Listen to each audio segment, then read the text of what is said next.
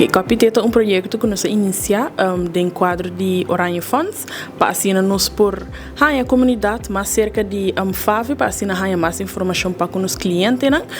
e assina, o projeto está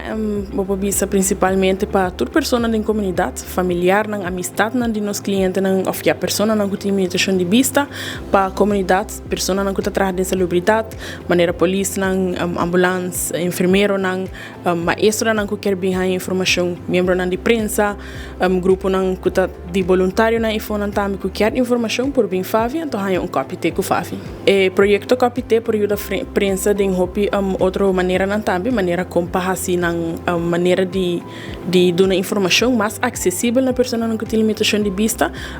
para isso não conhece por WAC só anda com website e hora de dar informação na televisão que nada atende também para isso ter mais acessível para a pessoa que não por WAC se por compreender o que está passando. Ok, Oranje Funds é projeto de Holanda,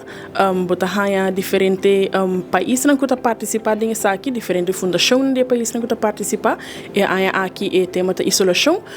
e mirando que a pessoa não está perdendo a vista, está roupa viaja, está caindo em isolação social, então não está participando em evento social que tem da comunidade, então agora nada caindo em isolação, FAV para sacar fora de isolação, está bem com o projeto também Copyte para assim que o cliente não também porta dentro aqui. Votação para Copyte, nós também tem um QR Code, então bota scan e assim bota vota e dia 3, então nós tem semana só e a votação está começar dia 23, antobra e acaba dia 30, então está semana só tempo para votar, anterior é dia 13 de junho, nós vamos essa